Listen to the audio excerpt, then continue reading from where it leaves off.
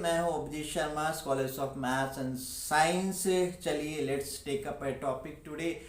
मैं काफ़ी दिनों से एक बात लगातार सुन रहा हूँ कि हॉस्पिटल्स सभी बुक हैं प्रेग्नेंट लेडीज़ के लिए, प्रेग्नेंट वुमेन के लिए 22 जनवरी 2024 को, क्योंकि maximum women who are pregnant they want to give birth to their child on this day 22nd of January 2024 को बहुत सारी ऐसी वुमेन है जो अपने बच्चों को जन्म देना चाहती है। क्या खास है, क्योंकि उस दिन उन लोगों का मानना है हिंदू बिलीव्स के हिसाब से दैट इज मतलब auspicious day falls on that particular day, एक पवित्र दिन माना जा रहा है या फिर एक शुभ मुहूर्त काफ़ी सारे हैं वहाँ पे। तो बोला जा रहा है कि अगर इन दिनों में कोई बच्चा अगर पैदा होता है that will be very beneficial, बहुत अच्छा होगा उस बच्चे के लिए।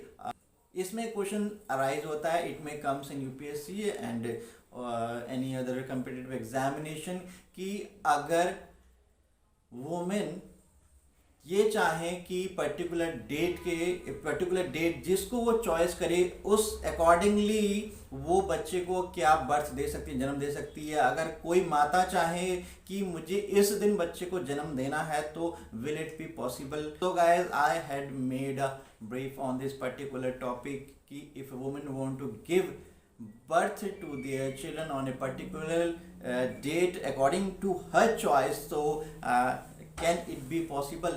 Well, it is not possible. If we will go through the biological process, it will be not possible.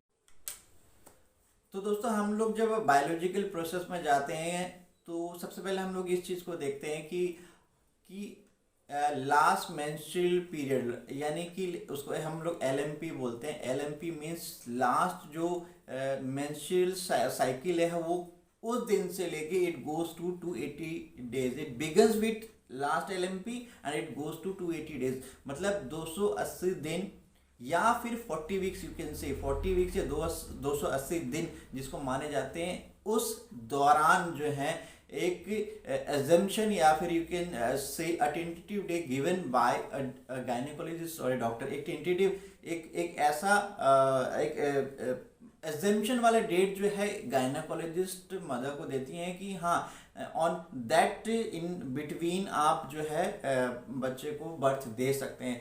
ऐसा एक गायनेकोलॉजिस्ट के द्वारा या फिर जो भी उनके जिन डॉक्टर्स को दिखा रहे हैं वो इन चीज़ को बोलते हैं कि हमें उस दौरान क्या होता है, जैसे 280 डेज जनरली हम लोग बोलते हैं 9 मंथ्स या इट कम्स इन 9 मंथ्स, क्योंकि 280 डेज होता है तो 40 वीक्स या फिर 280 डेज। सो जो डॉक्टर्स भी होते हैं वो भी क्या करते हैं 7 डेज प्लस एंड माइनस लेके चलेंगे। It means plus and minus 7 days means 14 days.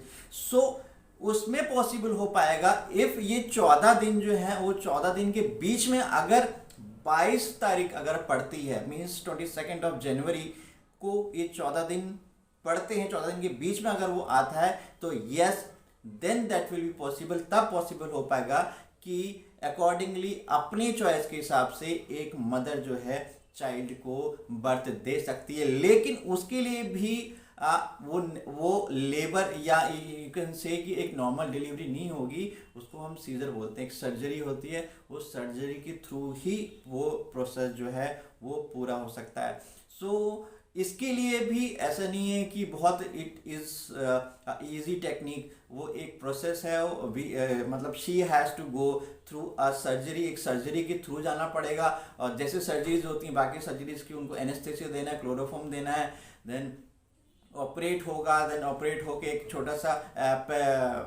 Pelvic portion होता है, पेल्विक पोर्शन में छोटा सा कट लगाया जाता है, उस कट से फिर बेबी को वहाँ से बाहर निकाला जाता है। इट टेक्स अराउंड वीक, मतलब उसको एक ऑपरेशन के बाद में it takes around a week कि एक जो मदर है वो प्रॉपर तरीके से रिकवरी प्रोसेस में जा पाए। अदरवाइज नॉर्मल डिलीवरी में बहुत ज़्यादा टाइम लगता, नॉट मोर देन 24 आवर्स। सो ये तो प्रोसेस है, बट इसके लिए क्या करने पड़ते हैं, कुछ प्रिकॉशन जो है हमें उनको देखने पड़ते हैं। मतलब अगर हमें पर्टिकुलर इस डेट में जो मदर को बर्थ देना है तो she has to take guidance from gynaecologist, जिस भी डॉक्टर के थ्रू वो जा रही हैं या वो प्रोसेस में चल रही हैं, so she has to take guidance. हो प्रिकॉशंस किस चीज़ की ज़रूरत है, क्योंकि बहुत कॉम्प्लिकेशंस भी आ जाती हैं।